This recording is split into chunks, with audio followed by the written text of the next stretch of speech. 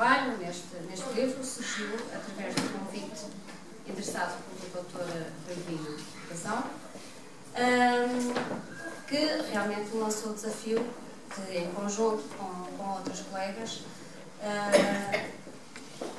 lançarmos aqui algumas propostas pedagógicas que poderiam ser desenvolvidas com todo este material que está aqui no livro, que é uma variedade que vai desde adivinhas, lenga-lengas, enfim, um número considerável de material que realmente pode ser trabalhado no jardim de infância e que permite desenvolver diversas competências nas crianças, que é o início de tudo, que irá depois facilitar o seu trabalho no futuro, no primeiro ciclo, na aquisição da leitura, na aquisição de vocabulário.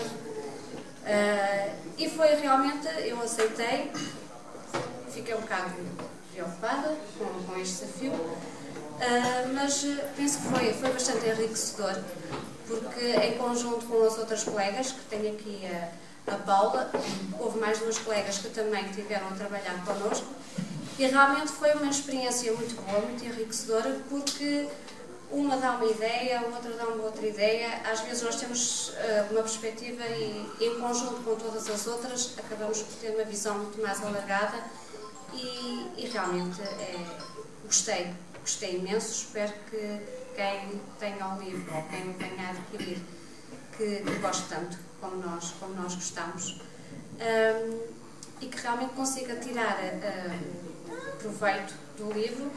E seria muito melhor se isto são só pequenas ideias. Acho que muito mais se pode fazer daqui. Também muito importante é sensibilizar as nossas crianças para as tradições que os nossos avós, para a herança que os nossos avós nos deixaram, porque está um pouco esquecido. E acho que isso é fundamental. E temos que utilizar isso com as nossas crianças. E isso foi muito enriquecedor. E eu, quando trabalhei na biblioteca, que eu fui professora bibliotecária durante 7 anos, convidei as gatas várias vezes e vi o interesse que as crianças mostravam em ouvir aquelas avózinhas. E acho que temos que utilizar isso mais com as nossas crianças. E ao fazer parte desta equipa, acho que foi muito enriquecedor e aprendi muito com eles e quero transmitir isso às minhas crianças. Acho que está. Nós somos mais da ação do que palavras.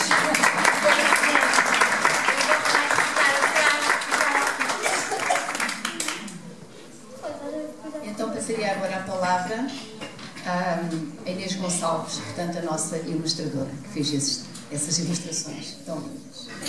Interrompendo toda a rigidez dos preceitos, tem que relevar o papel da equipe pedagógica, que não é demais relevar. Desde o início da pesquisa, nós levámos às escolas o que íamos descobrindo e as crianças não apenas eram destinatárias, como eram pequeninos investigadores junto dos avós. E sentimos que era muito importante ter o vosso dedinho com a palavra exata na linha da exploração pedagógica.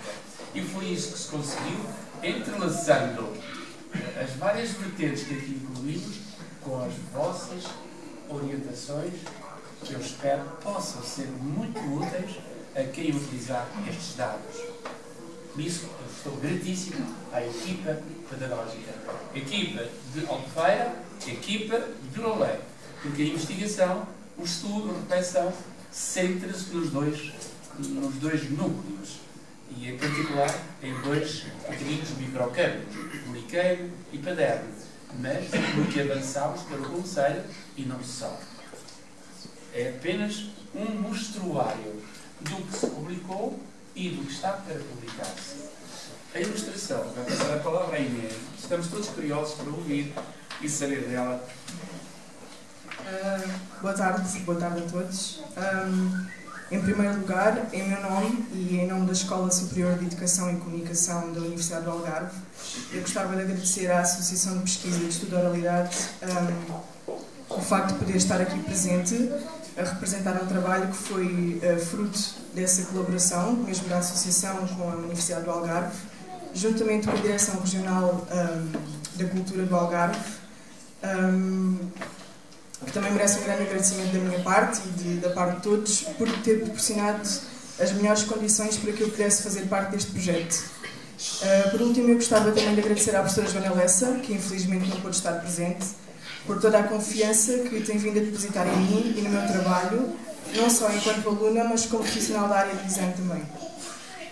A concepção gráfica e a ilustração deste livro foram desenvolvidas sobre a minha total responsabilidade, no âmbito de uma disciplina que na universidade nós chamamos de estágio curricular, que é quando no último ano do curso de Design de Comunicação os alunos têm de realizar um estágio para mostrar que pronto, se conseguem integrar na área profissional. E a professora Joana Lessa sabia do meu desejo de integrar um projeto que estivesse relacionado com o design editorial e com a ilustração.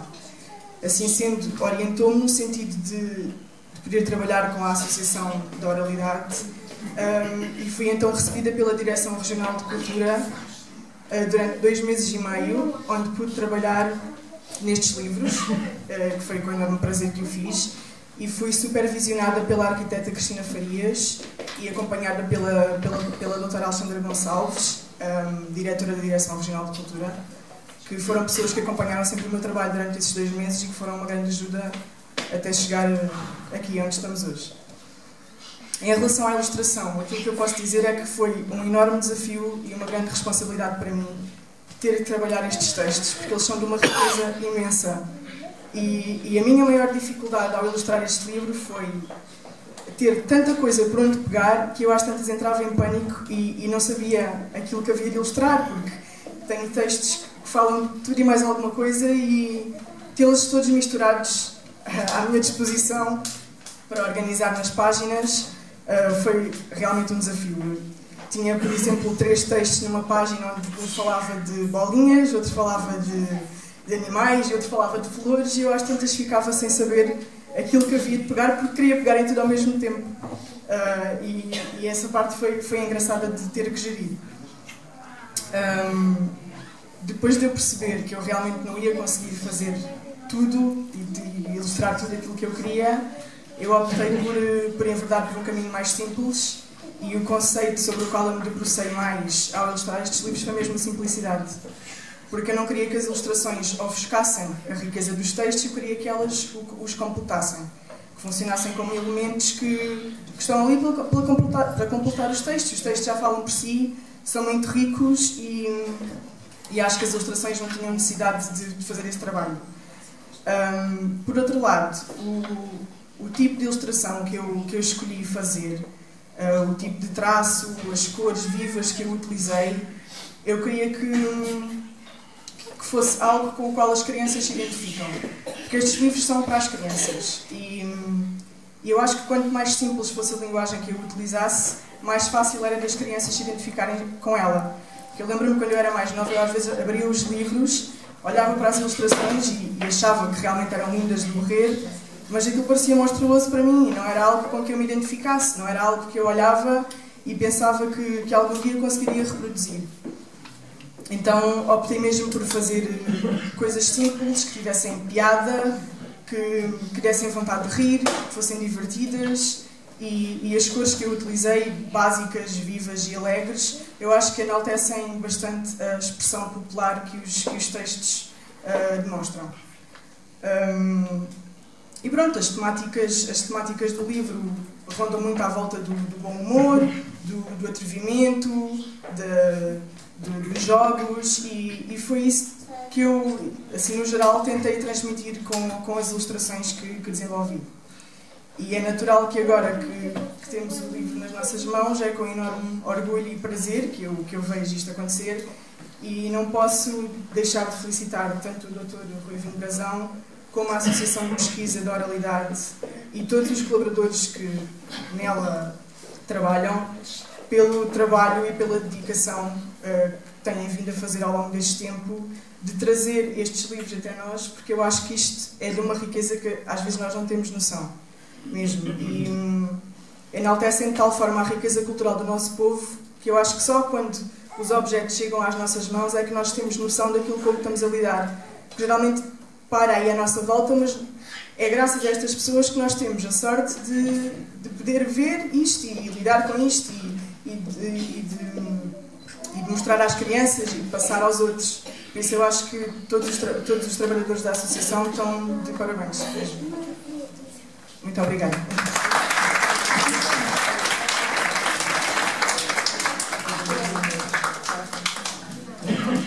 Realmente, o que a Inês acabou de dizer e o que disse a Paula Ruta há pouco sobre a receptividade nas escolas é apaixonante, é hilariante muitas vezes como as crianças, desde as mais pequeninas até as mais crescidas, recebem aquelas senhoras, portanto, porque elas também sabem cativar, não é? E sabem tanto cativam o pequenino como o maior ou até mesmo o adulto. Elas conseguem, portanto, cativar todos os públicos. E isto nas escolas, que não têm sido poucas as escolas por onde temos passado, e a receptividade, portanto, os miúdos adoram estas coisas, e viu-se aqui como estas crianças memorizaram, portanto, todos estes enunciados. E a propósito, e vou passar a palavra ao autor, mas antes disso, há pouco eu agradeci às entidades que colaboraram e que tornaram possível este projeto, mas quero aqui também frisar aqui um agradecimento grande aos nossos pequeninos que estiveram aqui há bocado, às crianças e aos pais também de Miraserra que se disponibilizaram a estar cá esta noite e pronto, e que estão ali a fazer algum sacrifício com os mais pequeninos. Portanto, o nosso muito obrigada. Em nome da Associação, muito obrigada. Agora sim, vou passar a palavra ao nosso autor, portanto, o Dr. Nuno, que, como sabem, também é o Presidente da Associação. Eu aprendi na minha cultura greco-latina muitas coisas, princípios que me ficaram na memória e na cabeça. E um deles foi este: Esto brevis et gauderis. Se breve e tu vais deixar toda a gente bem disposta. É assim. Doutor Vítor, tem que sair dentro do momento, já uns minutinhos ainda para me ouvir. Eu gostaria de.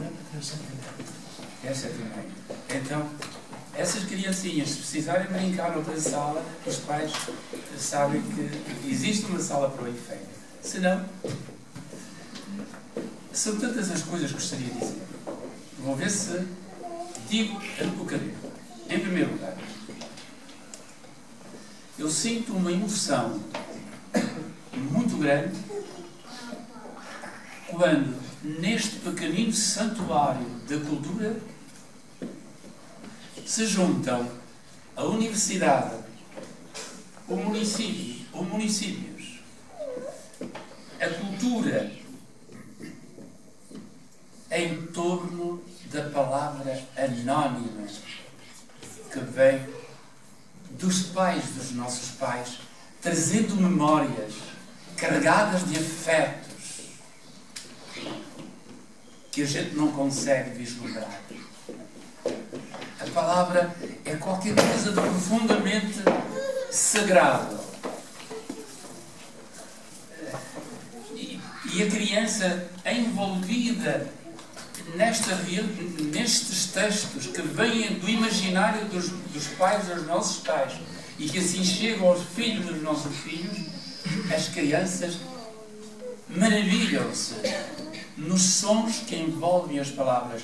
Sons que estão por exemplo, eu pego aqui morcego feio e muito peludo, de dia não vê nada e de noite vê tudo. Meninos, estão a ouvir o que eu disse? Meninos, escutem.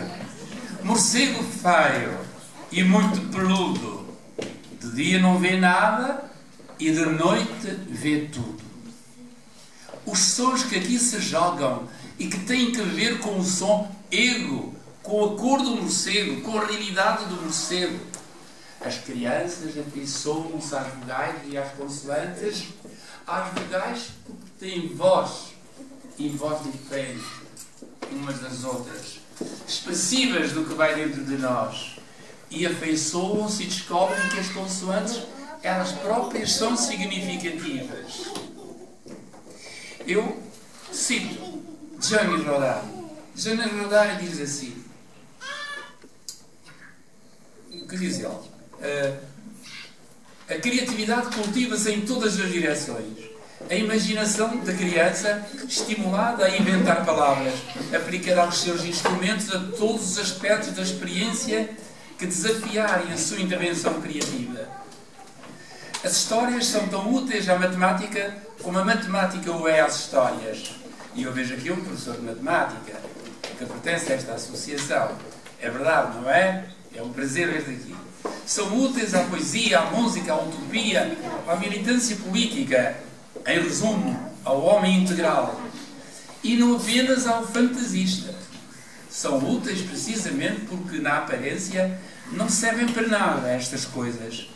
Tal como a poesia e a música, como o teatro ou o desporto, se não se tornarem negócio. Como se fez na expressão de Sofia Andersen, patrona desta casa, como se fez com o pão. São úteis ao homem completo. Se uma sociedade assente no mito da produtividade e na realidade do lucro, precisar de meios homens, fiéis executores, diligentes reprodutores, dóceis instrumentos sem vontade, quer dizer que está mal feita e que temos de mudá-la. E para a mudar, são precisos homens criativos que sabem usar a imaginação. Estas realidades que nós escolhemos, anónimas, que se vêm multiplicando e transformando, cada uma delas tendo muitos autores, estas realidades vão trabalhar o imaginário da criança e a reprodução nós não conseguimos medir-la. Diz Carlos Drummond de Andrade, a escola enche o menino de matemática, de geografia, de linguagem, sem por via de regra fazê-lo através da poesia da matemática, da poesia da geografia, da poesia da linguagem.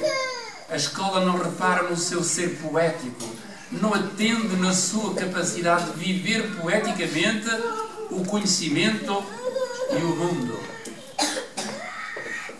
Miguel D'Angelo acrescenta: se a poesia faz parte integrante do ensino da língua pátria, da língua materna, a poesia é sobretudo disciplina artística. E a este título, ela tem este aspecto gratuito que nada tem a ver com a acumulação de conhecimentos, mas que enriquece e liberta o coração das nossas crianças. Aquilo que nós aqui oferecemos a estas crianças é da mais alta relevância no trabalho da sua alma, no trabalho do seu imaginário. É impossível calcular, medir o efeito destas realidades. Permitam-me que diga o seguinte: o bichinho da investigação, do colecionar adivinhas, provérbios, linga-lingas, trava-línguas, deve começar nesta idade. E as colegas que fazem parte do grupo pedagógico disseram, como as crianças, foi a Paula que disse, chegam, ai, a minha avó diz de outra maneira.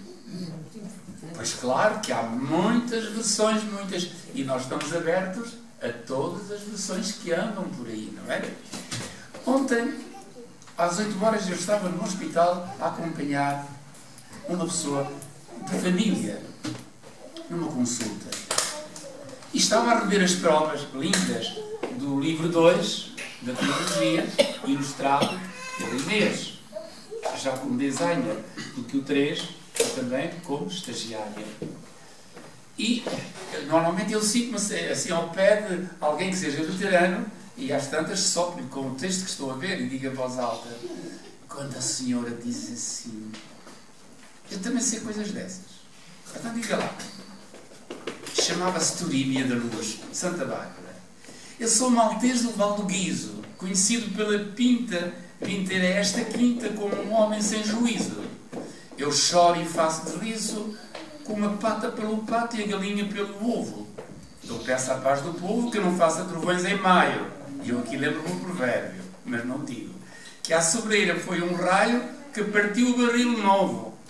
O barril novo que se partiu, que história será esta? E a do Val do Guizo, que eu não sei onde fica, penso que é para o Alentejo. Será? Val do Guizo, já não sei. Diga? Mas é uma feira do Alentejo. É, Alentejo. E eu digo mais, e ela diz, eu ouvi isto, uma senhora velhinha, quando andavam a ceifar trigo. Esse é o nome dela, a tia Isabel. E então chegou à escola a dizer isto de cor no pátio, entusiasmada, e os colegas todos ouviam e repetiam. A seguir toca a sinetazinha para entrar para a aula, e diz ela, a professora diz, então diz lá aqui o nome dos rios onde é que nasce Zagoa. E diz ela, e eu não gostava e não fui capaz de dizer. E a professora deu-me 10 reguadas numa das mãos e 10 na outra, porque eu não soube onde é que os rios desaguavam. Portanto, tu sabes decorar essas coisas que estavas a dizer e agora não sabes isto. E a régua tinha bolinhas, tinha buraquinhos. As minhas mãozinhas ficaram todas marcadas. Era a pedagogia. Era a pedagogia daquele livro. E eu sentei, também uma vez apanhei 24 e a professora a seguir pediu-me desculpa porque se enganou, não eram para mim. E pôs-me às costas uma carga de laranjas e outras coisas para levar durante 3 km até a caminhonete. E vínhamos das Benfarras lá no alto, onde nasci cá na Baixa.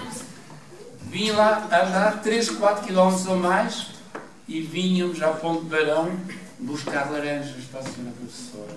O que se fazia naqueles tempos, Vitor. Era assim. Mas estas coisas também têm coisas boas nisto. A gente guarda o que é bem e agora não esquecendo disto. E eu digo mais. Há tempos fui à urgência, também com um familiar. A urgência é o centro de Lolé. Ao lado. E eu estava a rever as provas do outro livro. Nessa altura das Viquintinhas. Uma senhora portentosa numa maca, ali ao lado, separada de outras com um véu, e a filha muito aflita que a mãe tinha deixado de falar. O que é que eu faço? Pego no tronco-mongo e... Quando a senhora ouve o tronco-mongo, desata com um tronco-mongo quilométrico que tinha aprendido com alguém que trabalhava em casa de um chinês, uma senhoria muito idosa. Tentei escrever, depois não pôde ser, fiquei com a referência. Quando nós temos o bichinho da investigação, onde quer que estejamos, estas coisas vêm ter connosco. E nós temos que acolhê-las como quem guarda joias. Estes pais, estes meninos, vão habituar-se a entrar assim neste jogo. Eu vou agora dar uma palavra por onde eu devia ter começado. Eu estou gratíssimo ao município de Lolé e ao município de Lolé, antes de mais, na pessoa de quem preside. Pela sensibilidade incondicional que sempre pôs neste trabalho que vem fazer. E agora, no momento em que estamos desejando por materiais colhidos pela equipa e vir trabalhá-los aqui e atirá-los para a comunidade, devolver à comunidade aquilo que a comunidade preservou. Município de Lolé. Município de Albufeira, onde fui fixar-me em 94, quando com Solange, quando com o Celina, com a Isabel Lina, nós avançámos com uma equipa, convidado que fui pela Delegação da Cultura para constituir uma equipa. Avançaram comigo, trabalhámos durante meses, depois cada um fez aquilo que pôde, mas eu agarrei forte, mais perto da comunidade paderna, sondei mais ao fundo, boliquei-me, também se trabalhou, a equipa trabalhou boliquei-me, e temos vindo auscultando a grande comunidade concelhia, e não só. Portanto, gratíssimo a quem presidiu estes dois municípios, Lolé, Albufeira, por essa sensibilidade. Eu lembro-me do desidério. Precisamos de um espaço. Vá alugar onde quiser. E alugou-se. Precisamos de apoio para arrancar. E tivemos até agora. E aqui, quando publicamos um livro, nunca faltou o apoio generoso ao lado da Direção Nacional da Cultura. E, para mim, foi uma alegria sem limites quando Joana Lessa é uma mulher do Norte, mulher para trabalhar, sem distâncias, uma simplicidade, é ou não é, Inês? Uma singeleza, é um encanto. E quando lhe apresentei vários projetos, ela disse, sim, senhor, vou agarrar estes dois. Agarrou as Adivinhas, que é um livro excepcional, mas logo se espelha Galiza, que me conhece e que me ronda para trabalhos sobre os provérbios medievais, porque foi aí que veio este bichinho. O bichinho dos provérbios, sabem onde é que veio? Veio na universidade, quando fui esgarafuchar na língua que estava a nascer, e encontrei provérbios maravilhosos. Maravilhosos. Sei lá, por exemplo, a mãe que promete dar ali um par de açoites à miúda que quer ir ver o seu amigo, o namorado, e que ela considerava um perigo. A mãe que governava a casa, a mãe que vigiava a agricultura, a mãe que cuidava aos filhos. Porque o pai, século XII e XIII, andava na luta e na expansão, na luta contra os mouros. E a miúda diz que quer ir ver o seu amigo. A mãe que não. E ela, porque era um perigo. E ela que vai. E depois vai buscar como argumento um provérbio, porque o provérbio é de toda a gente e ninguém pode contestar a não ser com um contrário. Por exemplo, diz ela, quem passarinho receou, nem trigo nem milho semeou. Se tu pões a governar em passarinho, estás bem governada na tua vida. Deixa. E depois vem outra cantiga, onde se diz, onde a mãe chama a ordem a miúda, dizendo que o namorado não se tirava da porta e entretanto desapareceu. O que é que se passa, rapariga? E ela diz, fiz tudo com ele um bocadinho, estou vendo que não fui bem peri. E no fim é a mãe dizer o provérbio, feliz de quem aprende à custa dos outros e não à sua própria custa. E eu digo, vou ver o que é que se passa no lugar onde nasci. E então os provérbios eram uma mão cheia. Mas a equipa começou a encontrar estas realidades que nos seduziram. Não são só provérbios, são muitas coisas bonitas. Muitas coisas bonitas que nós temos. Pais, recolham, guardem, transmitam aos vossos professores estas realidades. Portanto, exaltei os municípios, exaltei a universidade, na pessoa de Joana Lessa, antes de mais, porque isto confere dignidade à cultura de oralidade que não foi controlada pela censura. E é por isso que nós encontramos palavras assim um bocadinho, às vezes um bocadinho avançadas. Não foram controladas. Está aqui, é verdade. Estou feliz, portanto, com este encontro e com aquilo que significa a vossa presença. Vítor Aleixo, creia que aquilo que fazemos é com coração e mente. Não nos vendemos a qualquer força que não seja a da verdade, a da fina cultura da nossa raiz, que passa por aqui, que está aqui. Esta não foi tocada por ninguém.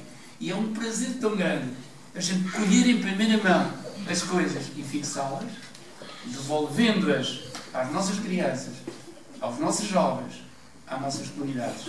Por isso, nunca agradeceremos suficientemente aquilo que está a fazer e que tem feito. O que é que eu te escrevi aqui? Eu às vezes tenho a mania de escrever, apetece-me escrever, mas não tenho tempo para escrever as minhas coisas.